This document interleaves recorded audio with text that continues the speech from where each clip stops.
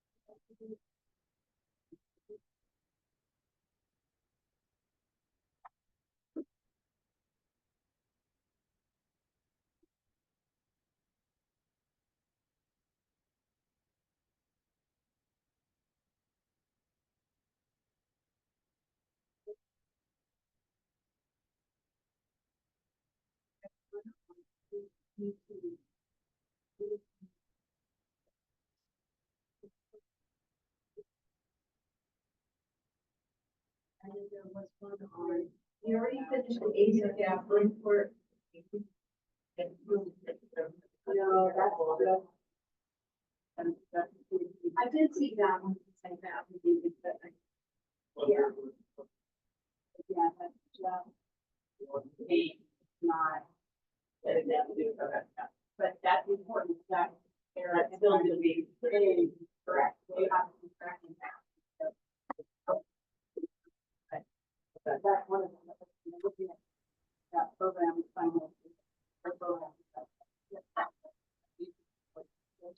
Well, hello. I hope everyone can hear me okay. It's a small group right now, but we'll go ahead and get it started just to be respectful of everyone's time, and kick it off right on time. And so I do have an agenda up here, but I think you guys can tell from last time that I like this to be conversational. So it's not like we have to stick to the agenda, but I do like to have an overall game plan of what we'll be talking about today. And please let me know if there's any issues with hearing me or anything. I'm using headphones, so I think we should be good. So I did make a PowerPoint because what would a Zoom be without a PowerPoint, right? Although it's not really too necessary today, we're going to mostly focus on discussion. There's a couple things I just wanted to hit on.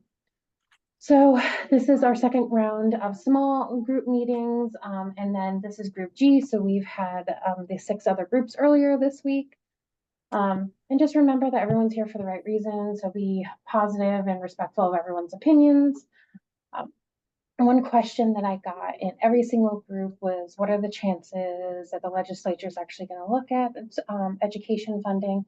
So I just want to do a quick update on kind of what happened last week, because there was a lot of activity up on the Capitol. So I'm sure some of you paid attention, because I know there's varying degrees of people who are plugged in and everything, but I'll just do a quick update in case you weren't paying attention. So last week we had a constitutional players convening, so that brought together like OPI, the governor's office, the Board of Public Education, the 2 education interim committee, so the regular committee and then the budget committee, and just overall like had a discussion about education. And a lot of the things that we have discussed here in this group were discussed up there.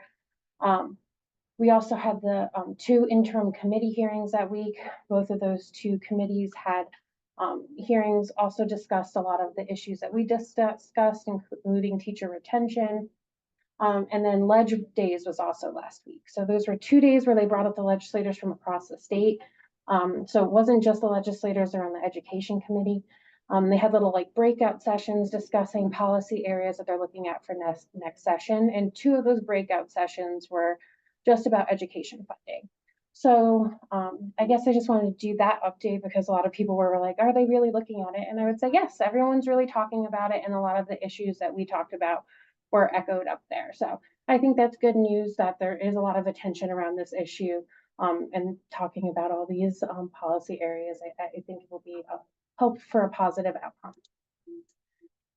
So every group has like a little summary page. So I'm going to bring that up, our group's little summary page up now, as kind of a backdrop for our discussion. And then This was in the email that went out. This is also up on the website. So all of these, you can access the other groups ones. But here's just like a really top line summary I did from our discussion last time. We can use this as a reference to go dig in further, talk about other things, go back and talk about pros and cons. That's what we started to get to in some of the other groups was like, okay, this is a proposal we're looking at. What are the positive, negative sides? So this we can use this as talking like just to go off of today. The other thing I wanted to reference was the group's share drive. So here's the share drive over in Google. There's a couple documents that got thrown in here. And then this is the resources. Conrad is a part of this group, but he hasn't been able to join on. He wasn't able to join on last time or this time, but he emails me stuff all the time. I like can't keep up with how much stuff he's reading and engaged. So there are some people who are part of our group that can't make this time, but are still really engaged with me, kind of, I guess, behind the scenes. And he asked me to share a lot of these resources with you guys. And I know there were some questions that popped up in this group that were also in other groups. So I threw some things in here. I don't want to talk too much. So I'm going to cut myself off in a minute, but there is some, it goes into some breakdown of some areas that people asked about of like, oh, where is this money going? Or what did Tennessee do? So there's a article in here about how Tennessee just redid their funding formula. There's also some things in here about where all of the marijuana revenue is going, where the lottery money is going. And I could pull these things up if we want to reference them during discussion. But like I said, I want to turn it over to you guys, have you guys talk. So I'm just going to, again, bring up our little summary page. And again, very top line. But if you guys notice something that I didn't put in here that was like a big issue from last time, please highlight that for me, because I also use this as a reference point as we kind of build some of the proposals that we want to put forward. So again, I'm going to shut up. And I would love to hear you guys, just any thoughts that you guys have had since our last meeting, any thoughts on the summary document. If you watched any of the legislative kind of things going on last week, and you have any thoughts on that. So I will ask for someone to be a volunteer and go first.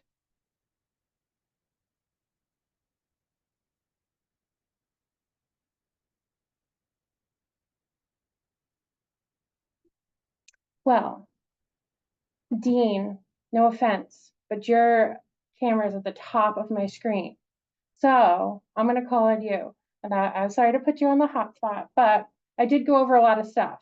My voice is getting sore, and I'm sure you're sick of hearing me talk. So I'd love to hear any of your thoughts, either again, about anything I covered or just what you've been thinking about over the last couple of weeks. Yeah, nothing is coming to mind right now, Catherine. I was just kind of looking over the summary. I was wondering, I didn't take the time to look at the information about Tennessee. I'm wondering a little bit more about that, because not that Tennessee is the ideal thing that we want to go after, but sometimes instead of starting from square one, it's nice to look at what other states have or what has been done. Did anybody have a chance to look at that or glean anything from that?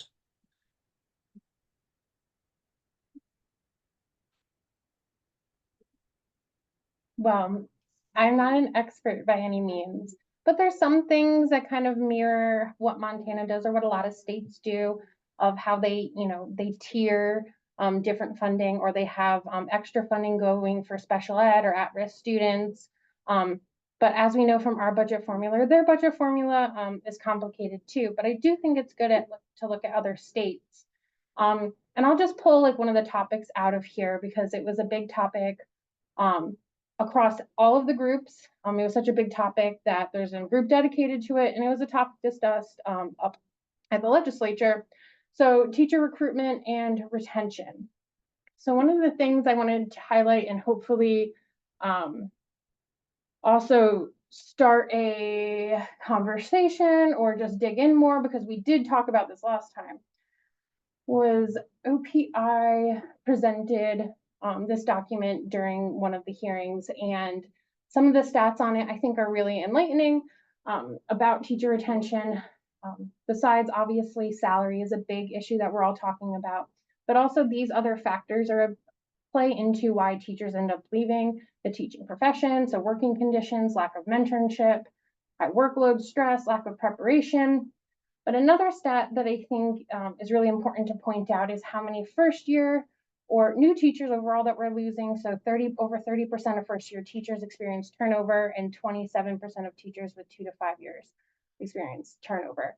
So this is an issue not only in Montana, but it's something they're talking about all across the country. So different states try different tactics. Obviously, we have the quality educator payment here in Montana, and there's different proposals about that. But I would love to hear if you guys have any additional thoughts about teacher retention and recruitment.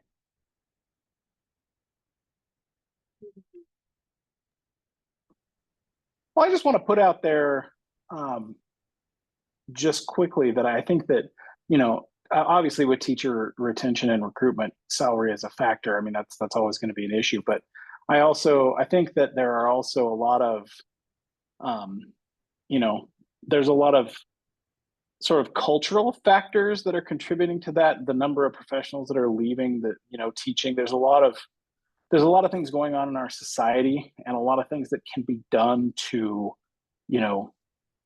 mitigate some of those things. I think it's a challenge to look at, how we're valuing public education as a society, and are our government institutions doing, are they just paying lip service to those folks that are in classrooms doing that work every day, or are they actually doing things that are making that work, if not easier, making it, respected and understood by people across the state? I think that's something that we got to consider and we got to look at, because it's, of course, the budget piece is nice. It would be great if we could pay teachers more. I think there's very few people who would argue with that, but I do think that there's also a need for leadership in the realm of stepping up and making sure that, attitudes about teaching and respect for teachers and the work that they do is being cultivated at the state level. So, since you brought it up, to put you on the spot, do you have any ideas of ways you think we could help address that, whether that be obviously engaging the legislators, but also engaging the community? I'll deviate for 1 minute. Another thing that was brought up in other groups was kind of that family engagement and community engagement. A lot of groups brought up how a lot of levies failed throughout the state, and community is not being educated about maybe the budget process, not understanding the needs of the schools, or not believing the needs of the schools. So I know that's all kind of a part of it too, is that community and family engagement. But do you have any ideas of how we should work to improve that? Not just what I talked about, but what you talked about, which was more broad, and I went into a tiny part of it. Yeah, I mean, I think you're right that cultivating community engagement is a good thing, and celebrating successes is another good thing. But I think also, like, looking at the things that are distractors from, real, issues that are facing us in the education community. There are a lot of those things and some of those things can be addressed at the legislative and at the state institutional level. But I think focusing on real issues of that type rather than distractors, I think is kind of an issue there. So just something to, we get kind of, it starts to feel heated and partisan when those distractors are brought in. And I think there's a need for leadership in the area of, emphasizing that the work of teachers is professional work that's challenging and respected and necessary across the state. And I'm going to go back to what I just talked about, because someone talked about it in another group. But one of the reasons why, and some people ask, like, why did you guys do a presentation on ESSER in the first meeting? One of the reasons why we did a presentation on ESSER is because a lot of times we were talking about like innovation in education. And one of the things that the ESSER dollars did was that there wasn't quite as many strings attached. So it did allow schools to be more creative with how they were going to use that money. Sometimes it just had to be used to like upgrade an HVAC system, right? But there was one school that used it to hire a family engagement person. They held a lot of low cost, low stress on the teacher events to bring community members into the schools to start showing them like, these are the needs, this is why we need a levy. This is what our teachers are doing. So you understand how hard they're working for you. So that was, I thought, an interesting way that one school used some of their ESSER dollars. And that was something where I was trying to bring in too. There's obviously the big picture of the funding formula and what we can do to fix that, but also maybe there's ways we could try to be innovative or suggest an innovative pilot program. Or another thing to think of too, it was brought up in Group F, was that there's obviously the 10-year study into the budget coming up. So there's legislation actually drafted to create that study, looking into it, and we could request, or you guys could put in requests to legislatures like, hey, you guys, when we're looking at this 10-year like look back at education, pay extra attention to this, like look into this, study this, because obviously there's tons and tons of data out there, but there's always ways that we can look at Montana in particular, or have them dig into an area or ask them to dig into an area. So that's something when I say big and small issues, big, changing the funding formula, small requests, look into something further. So that's something to keep in mind too, if you guys are thinking like, hey, I wish the legislature would look more into this, specifically with school funding.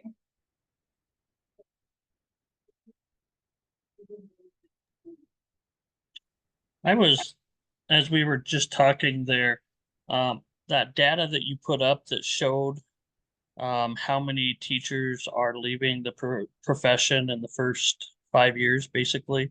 It Yeah. looked like between years 1 and 5, it's about 50% of them. Turnover, there you go, at the bottom of that. It's Turnover is 30 30 points It's for the yeah, so first year, and then 27 for 2 through 5. So if you add that up, that's about 50% of our teachers leaving before year 5, correct? well, if you're gonna look at it, every school's different, but if you're gonna say 30% left, then there's like the 20% is from a smaller group of people. So Okay. you know what I'm Well, I saying, was like just statistically, but Yeah, I was just curious if we've done any studies or if there's any studies that look at other occupations.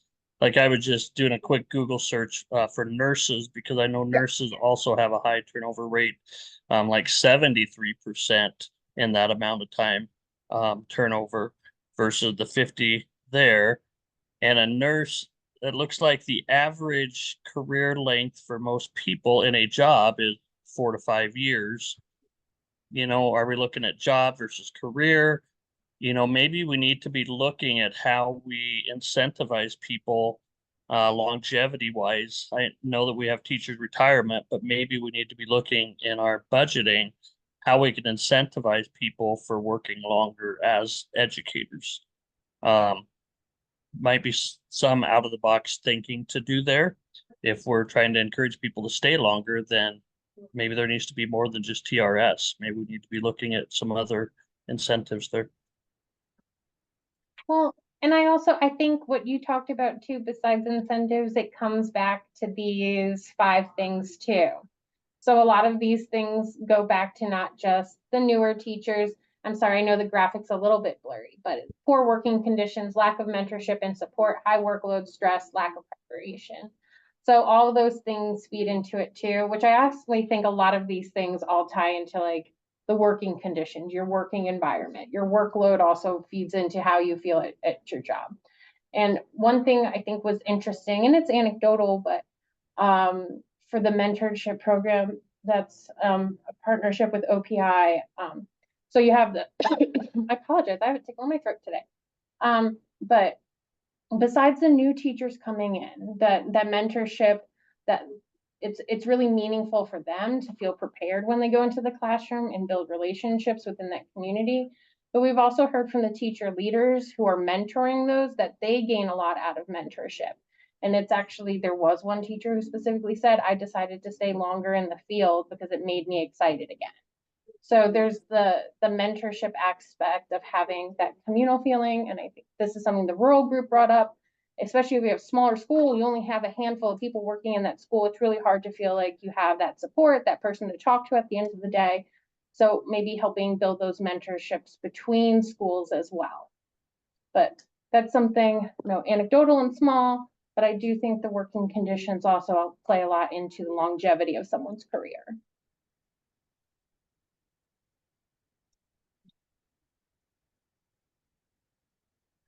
Well, another issue that's been brought up, I think, across the board, is the inflationary pressures. One of the things I wanted to mention was, I'm so sorry, I don't know what's going on. I guess either to make you feel better or to commiserate with the rest of the country, the discussions with inflation are not just happening here in Montana, they're happening across the country. Obviously, inflation's affecting across the country. And just so, when we talk about, the roughly 3% cap or the recommended don't go above 3% increase for inflation every year, other states have caps on that, or caps on, because some states rely even further on more on property taxes than actually Montana does. They may have a cap on the increase in property taxes, but there's a lot of caps on a lot of things in a lot of states. So I guess my point is there's this exact discussion is being had in Massachusetts right now. They have a 4.5% cap, and they were talking about the inflationary pressure. So I just wanted to bring that up again, maybe talk about if you guys have seen anything other states are doing, or I could also throw in some things that I've seen what states are doing or what other groups have brought up.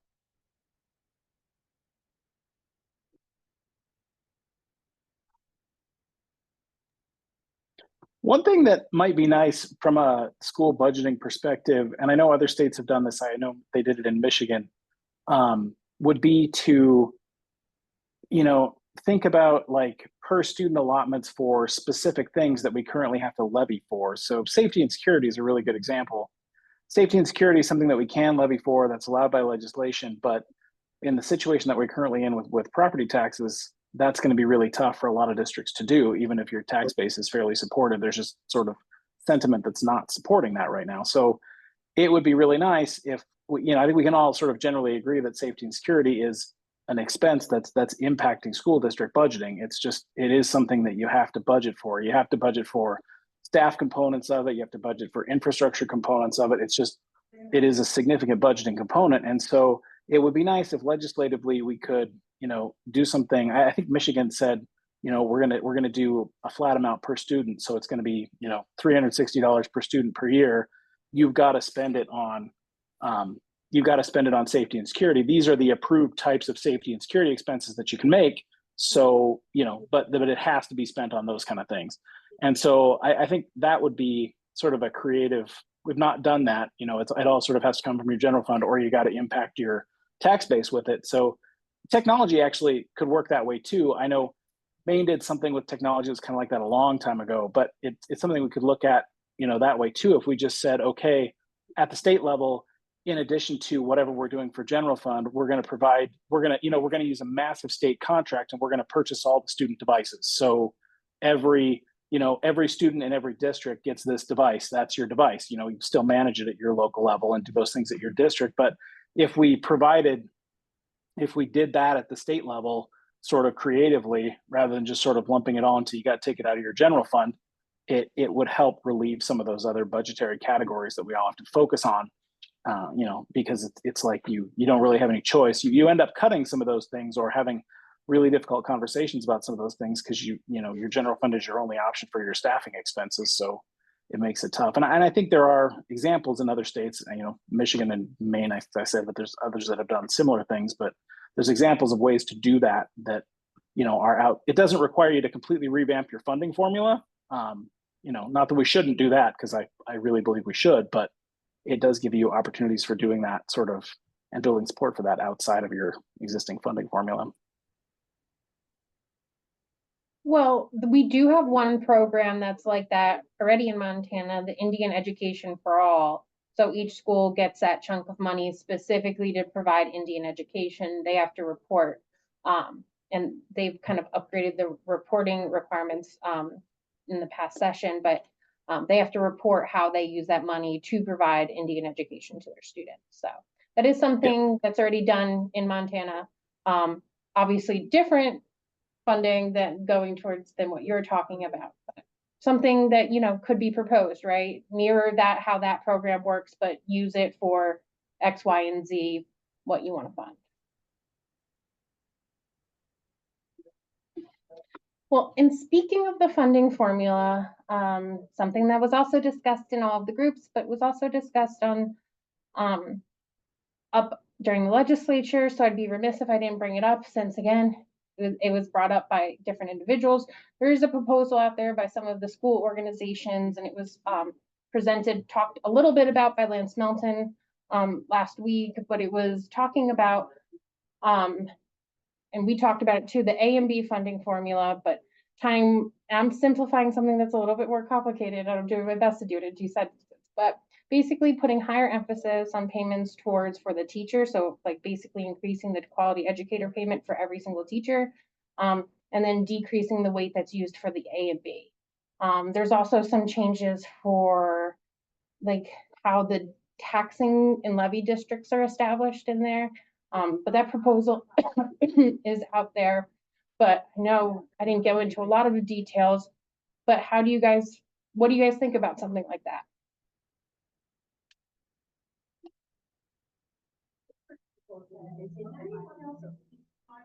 Or does someone have a question on what I just said?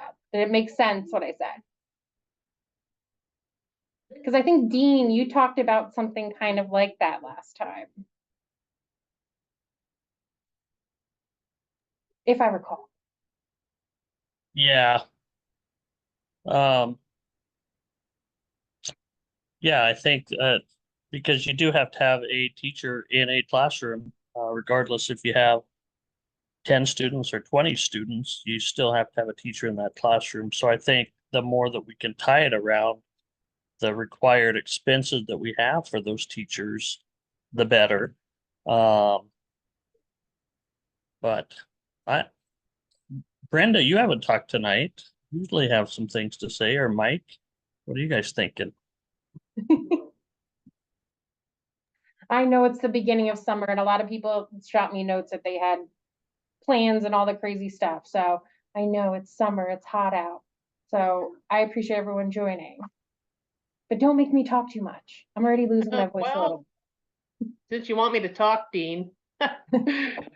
I was just thinking when I was thinking about what Gary was talking about the safety and security and technology. Has anybody ever thought to partner with like Bill Gates, Microsoft, HP, any of those people? Has anybody like Gianforte, he's Oracle,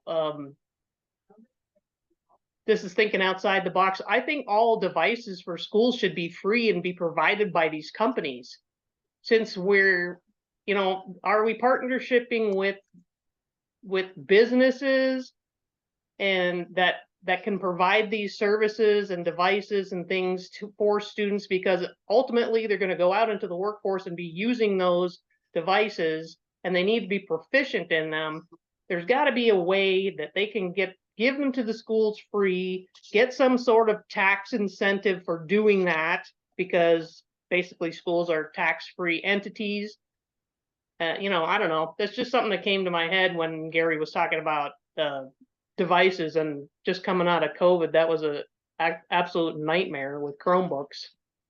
So, and all the broken ones and all the ones that don't work and everything else. And there's got to be a way that we can partnership with businesses, not just community businesses, but I'm thinking national, to bring some, you know, it'll alleviate some of the budget constraints if some of these things are provided by other people and other entities. Do you understand what I'm saying?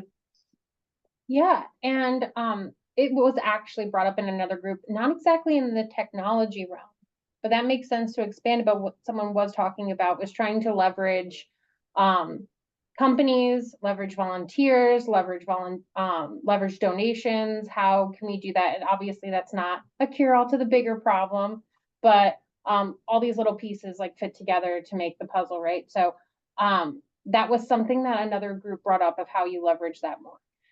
There is obviously you can donate to schools. There's a $1 tax write-off program, and I think it's been in effect for 2 years. Come on. But it has a limit, so it does run out a lot of times, especially for public school donations. They actually hit the cap. There's a Come cap on. of a certain amount of money. So, but some people brought up like, oh, maybe they should look into increasing that cap to incentivize more people to donate to schools, if especially, you know, the extracurricular programs, stuff like that. A lot of times, you know, those are the first things to go on the chopping block, but that's when you can go to the community and get the community involved.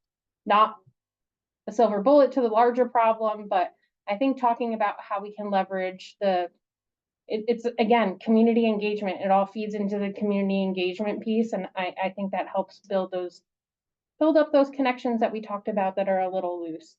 And also, again, leveraging the volunteers, how you can, I think it helps 2 ways. You have help in the school, but then also that person's helping build that community bridge.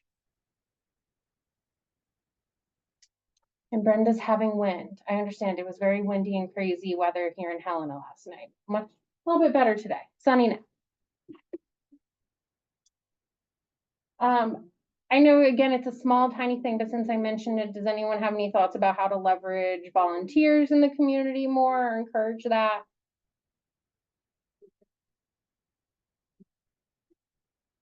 Or another thing that was brought up during the committee hearing, and I think it goes to teacher retention, but also I know some of you are from more populated areas, but one of the things brought up was kind of sharing more resources between the smaller schools that are closer to each other. So being able to share a teacher 2 days in one school district, maybe 3 days at another school district.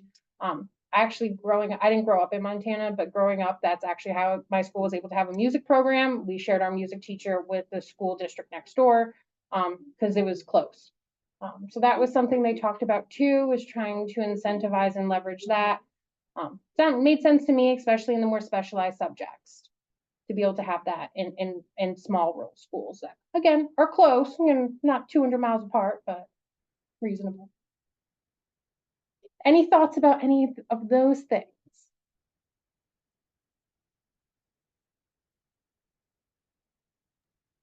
I suppose one of the challenging things with that are the different collective bargaining agreements with each district. It seems like that would probably be a challenge there. But yeah, the idea is a good idea there. Maybe that's something that the legislature could help do, is help facilitate agreements, even if it's just like, here's a template of how schools can come to those agreements, help facilitate that.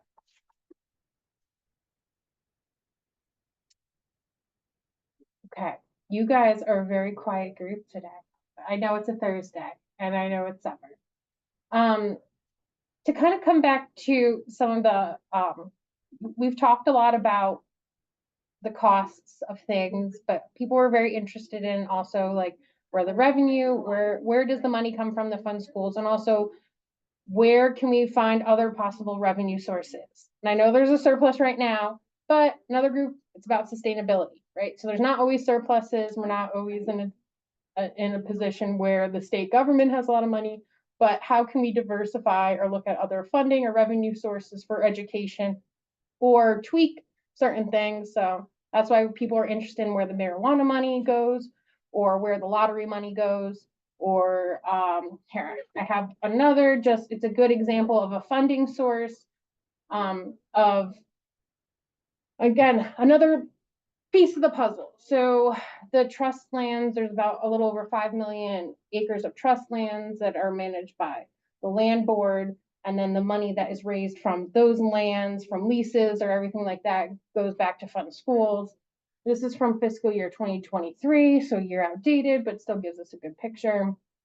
It ended up funding $323 per student into the general fund, and then also another $9 million went to the technology fund. But just as with anything else, pros and cons, right?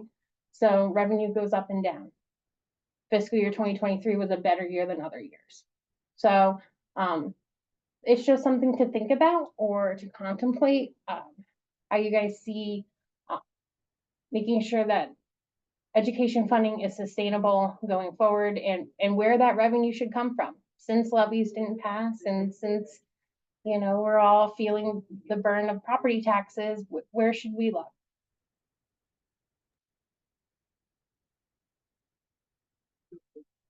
Well, I think one thing we need to keep in mind is we're talking about public school funding. And I don't want to get political, but it's tough when we have people in our Office of Public Instruction who advocate for private school funding when really their job should be public school funding. So I think the importance of that as we move forward, hopefully we'll get somebody in the helms of that office that will take public school funding much more seriously.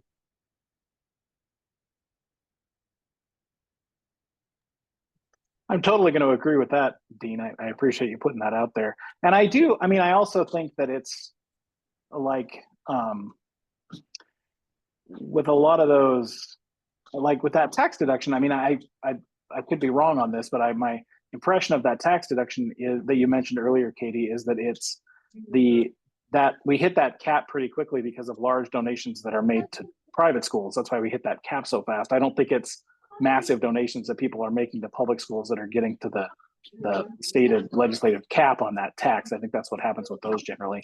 But then the other thing I wanted to put in there is that we did find in our levy process here in Helen, and we were running through that process, that I really do think there is a huge amount of I don't know if misinformation is the right word, but just maybe misperception on the part of many members of the public about what marijuana funds and lottery funds are used for. I mean, that really like a huge number of folks are under the distinct impression that those funds are used entirely for public schools, and that is simply false. It's not the case. So that's out there a lot, and I think it merits clarification, and people need to really understand that. And that, which is not to say that we shouldn't use those things for funding public schools. We certainly could, but it's a problem.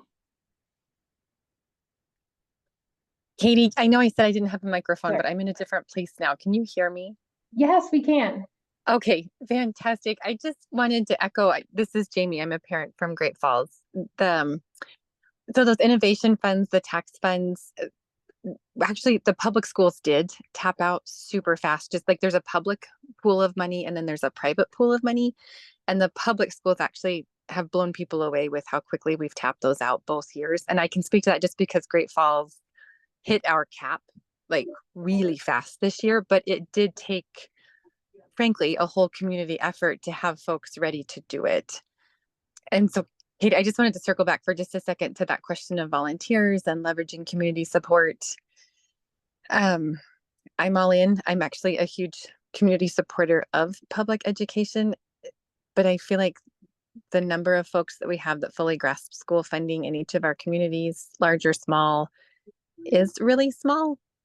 And having them trying to be in the schools and leverage that support, I just struggle. I haven't found an innovative way to think that the legislators are the folks that can help motivate that.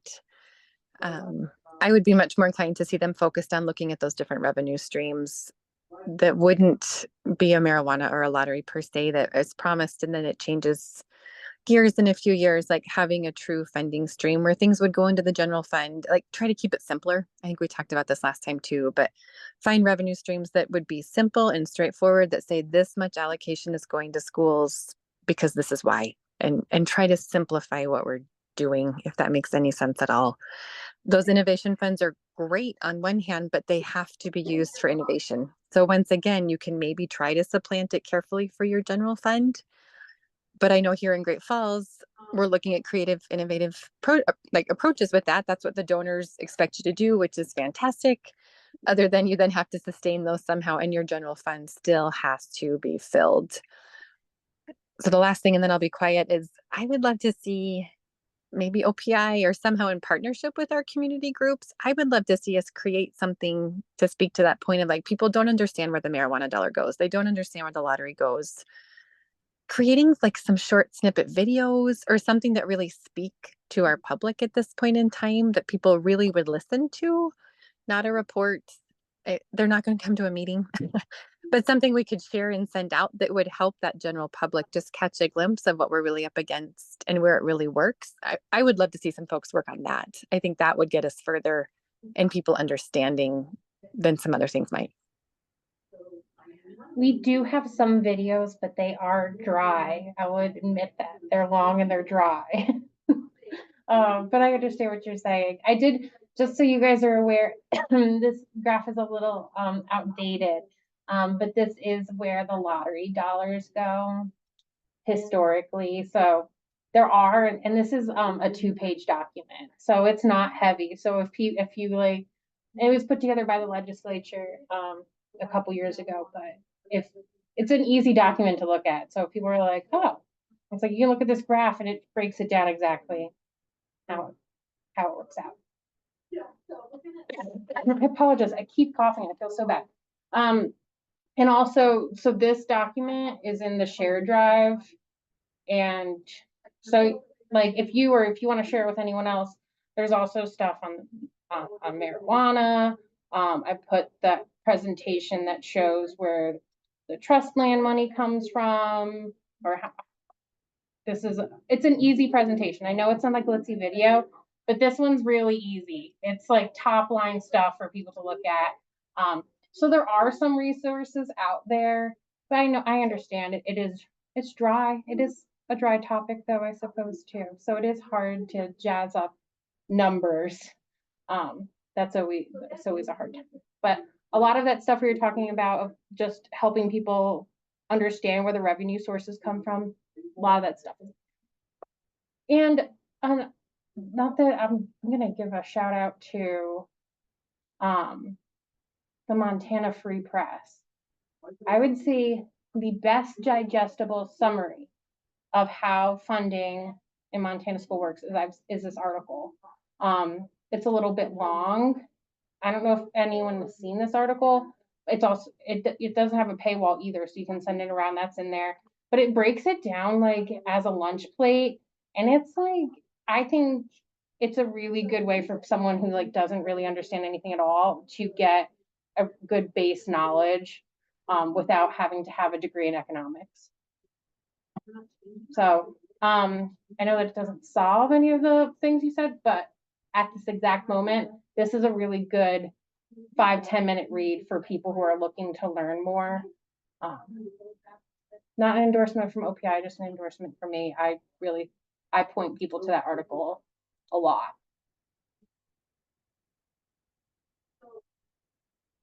I'll try. Brenda hit on a lot of things, and Brenda, I agree that the legislature cannot solve the problem with like having volunteers. But I just thought it was like a lot of the groups have gone down different discussion avenues, and I thought that was interesting because I think it does tie back into what you said. Like, I think all of it is kind of circular with community engagement and having more volunteers come in from the community, trying to find ways to bring family and the community into schools to learn. I think that solves a couple of problems. It's not an overnight thing, but I think it is something that we can work in partnership with. Maybe it's not that legislative thing, but OPI, for instance, does have a family engagement coordinator. It's one person, but she does work with schools a lot. She worked with that. She's the one who told me about that example. And we've done different programs in schools to try to help build those things. So it's something that OPI tries to do in partnership, but it's not like a funded program per se. Katie, I agree. And this is actually Jamie, just so you know. And I just stuck a link in the chat. This is a video we tried to create here locally. I also just want to shout out Montana Free Press has done so much great stuff lately, I feel like, on school funding. But that's just a video, just as a reference, that's specific to Great Falls. But that's the kind of stuff we're trying to figure out how to do here locally that we'd love to partner more on a state level with too. And it's really simplistic, but it tries to get at how schools are funded. I think we could do a lot of this kind of small snippet stuff for folks under, does the lottery money really come to me? Like, that's what you just shared is great. Like, we could take that and operationalize it into a way that more people could digest. Well, I'm putting this in the share drive right now. So we Because obviously after we leave the Zoom, we can't use the chat, but now I have that video there and I can also share it with other groups from there too. So thank you for sharing that. You bet. Thank you.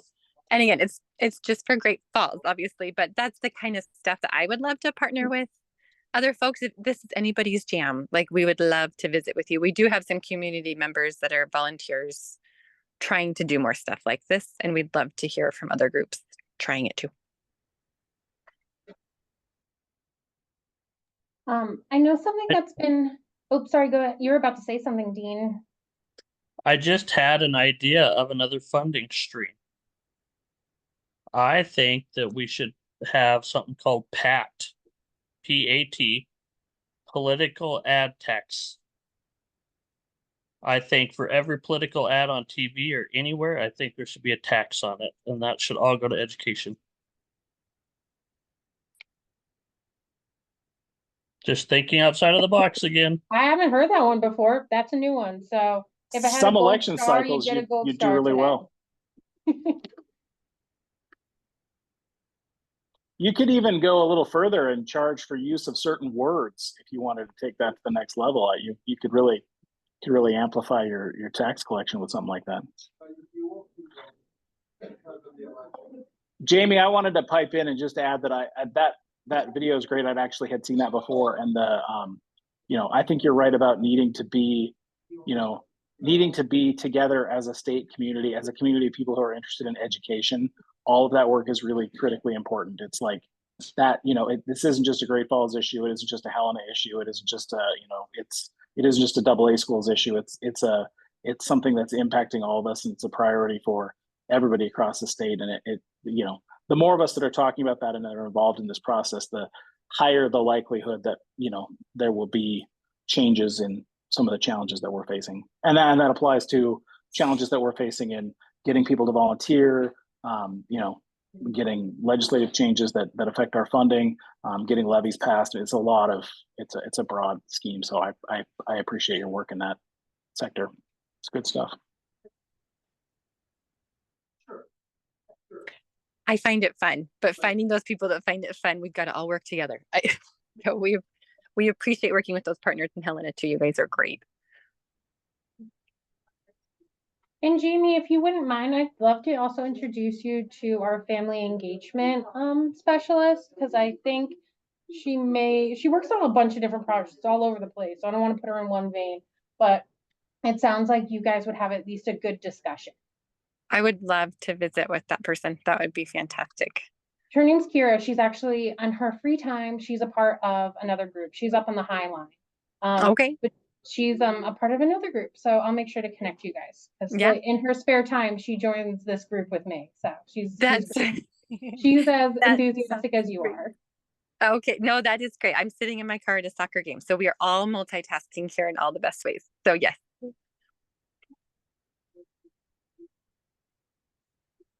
And Gary, you mentioned that I'm so sorry, that there's a wide range of schools and differing needs in Montana. So I did want to touch on that. That's something that's been brought up too. I know we want to simplify the funding formula. So this is one of those pro and con things. One of the groups talked about having, a different formula that tried to address the needs of maybe possibly breaking it down by AA, A, B, and C schools, that the formula differentiates a little bit between those more than it does now. So that was something that was brought up because Montana is an interesting state. We have more school districts than any other state, even though we have a smaller population than most states. We have over 400 school districts, or about 400 school districts, and over 800 schools. So we are a very interesting state, but I thought that was an interesting thought of how we address the different needs. We also have the most one-room schoolhouses. Nebraska is, I think, second, but Montana is still number one. So we do have very varying needs between Helena, where I am, and where some of you guys are, and then where, my colleague Kira, I just mentioned, she's up on the High Line. Her schools have very different needs. So what do you guys think about that? Or how do you guys think we should take into consideration the varying needs between districts? Oh, because she got her results back. Or if you want to discuss something else, you could discuss something else too. No, I was just going to pipe in and say that I think that's a great idea. I mean, if you look at those, even if you look at the base amounts of things, it doesn't make any sense that the base amounts are, I mean, I understand that there's a need for a basic amount that everybody gets with your basic entitlements, but it's like you completely look differently than than smaller districts. There are different needs, and then also that's not to say that it's not different for small districts either. And you have housing things, you have employment things that are they're much difficult to recruit and retain staff in some of those small areas that we have other housing issues, but you look at it from different sides. And I suppose the fix for all of these things is increased funding. But it is different, and it's good to acknowledge those differences, but avoid the peril of sort of playing one of us against the other, because it's like I think that happens a lot, where we got to be very conscious of that and not prioritize one over the other. It can feel like that balance is a little bit out of whack, and I think it sort of is with the existing funding formula. But when we address it, which I hope that happens, it's important not to swing it in another direction where we're making it difficult for some other groups. So, which again, it's why all of this is incredibly complex and requires a lot of discussions, and why I'm hoping that this information continues to get to the right folks to hear it, to know that it's something that we are prioritizing for our legislators and for our state organizations, and agencies to hear, sorry, not organizations. I completely agree with that. I think that was beautifully stated. Kenny, I know you alluded a little bit to what Lance Melton had presented on, and I think Micah mentioned it at our last meeting just a little bit about this idea of altering some of the A and B a little bit so that it's more teacher driven. Those kinds of thoughts, I think, are more of what we need to do so that it hopefully does support small to large, looking at what a school really needs to be able to support that with that funding. And I do think ultimately more revenue will be needed to do that for the 21st century. But I appreciate the thought that has gone into some of those ideas that I know they're working on. I'm hopeful to see something like that move forward.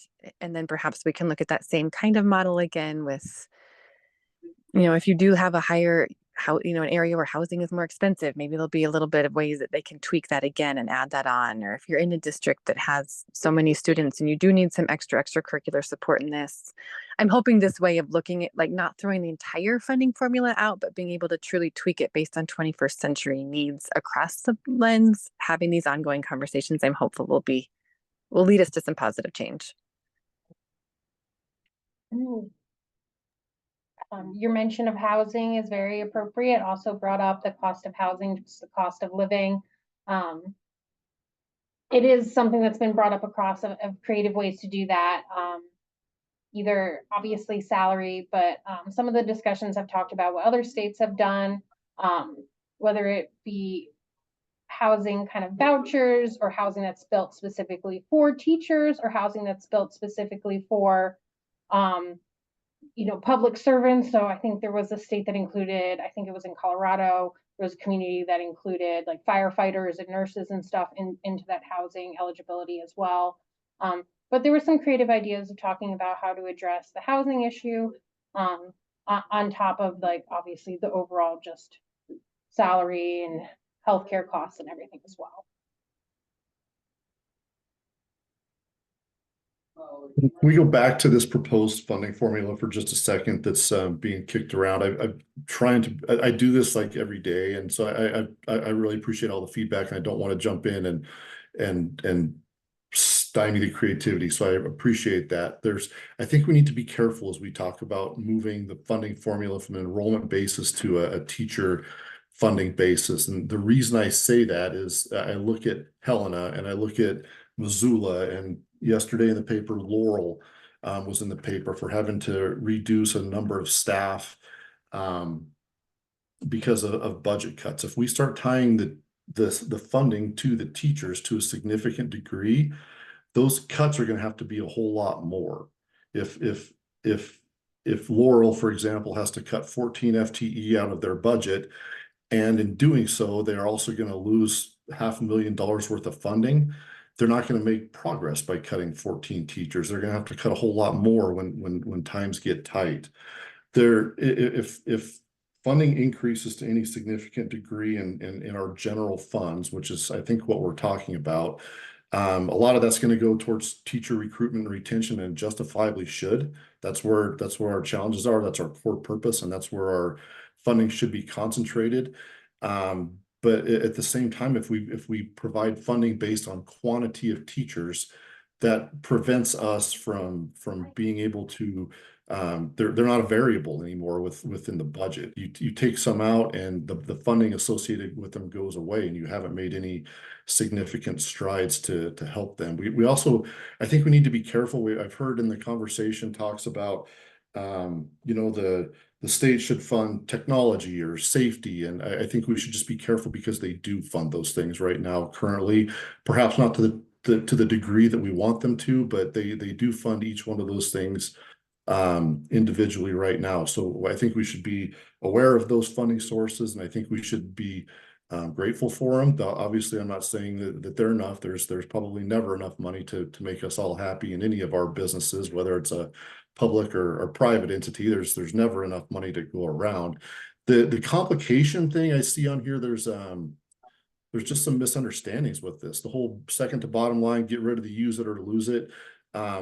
There's mechanisms for that currently exist, and that's an education thing for our administrative teams and boards to understand how things work. The complication of the funding formula is the fourth to bottom bullet in the top section there. Yes, it's extremely complicated, and we do have a lot of money coming in for specific purposes, and that is absolutely a complicating factor, and that makes it tough for people to learn this whole system and manage it. However, it also means that we can negotiate with our bus drivers without that competing with how much money we've got for teaching salaries. That they're independent. We've got isolated funding streams for all these pieces, and it keeps our general fund more focused on our core purpose, which is educating those students and getting money back into our teachers' hands and into the classroom. So there's a lot to this. The discussion about combining resources locally is a challenging one. That I think it was mentioned that those are collective bargaining agreement issues, and I agree with that 100%. If you've got somebody who works a half-time for my district and half-time for our neighboring district, I don't know how you would possibly figure out two health plans that they would be subject to, and all those things. So there's a lot of duplication that certainly happens within schools. Local control is a kind of a core value, I think, of Montana, and that's fine, but it's also an expensive one because it creates a lot of duplications within our systems, and that's where there's a lot of savings available. That if you take local control away, and the legislature's made some attempts to do that because they don't necessarily like some of the decisions we've made locally, then we get into the question of, I'll use technology as an example. If the legislature were to go and buy computers for every school in the state, then suddenly my district doesn't get to choose whether we use PCs or Apples. And on top of that, there's infrastructure costs and support costs and replacement costs that go along with all those things. So I think that there's just it is complicated. And I can't remember, Jamie, if it was you that spoke up about this, but there's not a whole lot of people that understand all this, and that's certainly a problem. But there's just a lot of more pieces to this than maybe at the surface level that we're scratching here. I didn't want to railroad anything, so I'll be quiet here, but I just had to jump in and throw that out. Thank you. I'm glad you spoke up, Mike. I was waiting. I've known you for many years because you used to work for OPI, I believe, right?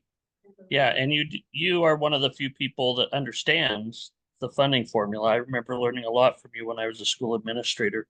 I guess my question would be, what kind of suggestions do you have to move things forward? Because that's part of our task here, is to come up with ideas. And I hear everything you're saying and understand that, but how do we, what advice do we give from here? I mean, I think there's a couple things I'd throw out. First of all, and I think you mentioned it, the money's got to come from somewhere, right? If we're looking at putting a whole lot more money into schools, then that money's got to come from somewhere. And no one way or the other, no matter how we spin it, that somewhere is all of us that are sitting in this room and all of us who are taxpayers in the state of Montana. So we need to be careful about that, because at the same time, we're talking about, you know, if it's income tax or property tax, whatever the case might be, that comes from somewhere. There's we've had some I don't even know how to go about sharing this.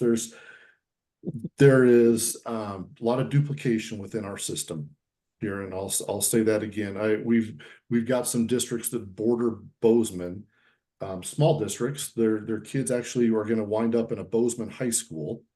So they're separate elementaries. We could save them if we were to annex these schools.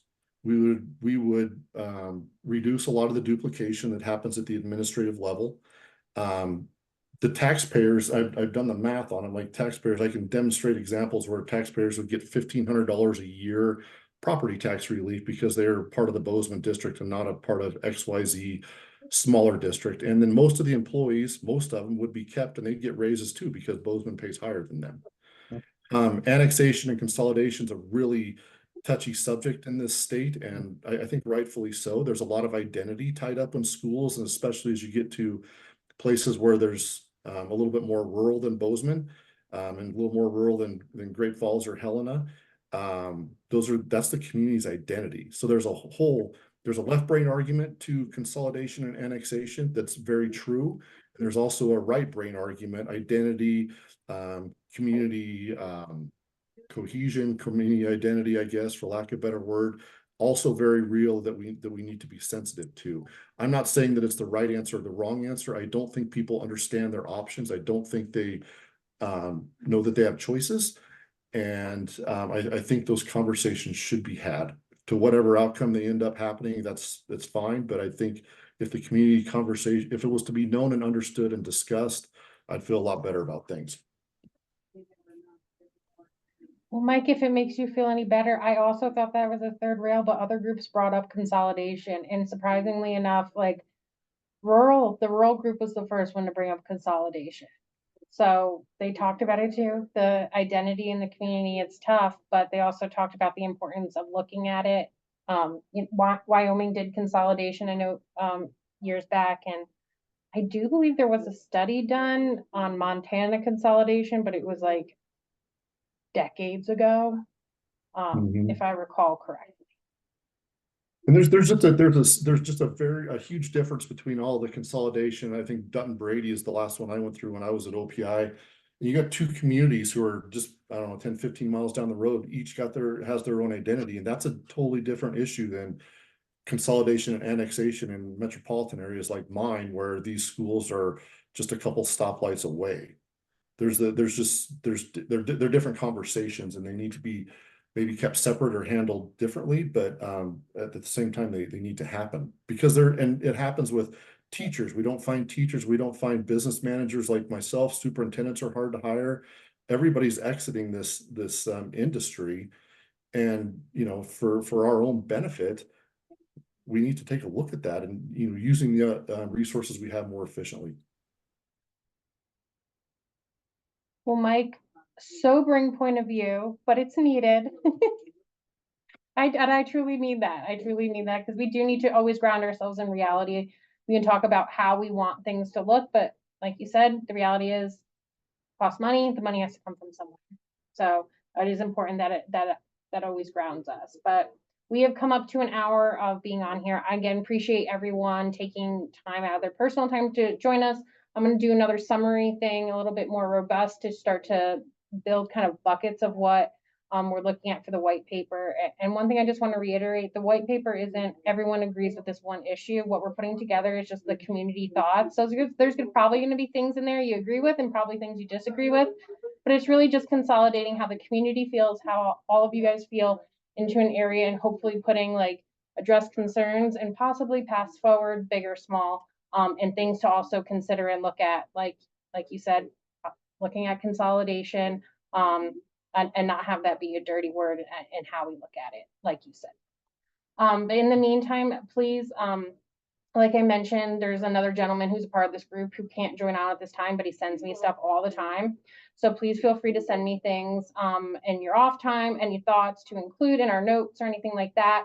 If there's any information that you would like more on that I could help track down for you, please don't hesitate to reach out. Otherwise, I'll shoot you guys some emails, but my door is always open, so shoot me a note if you think of anything at all.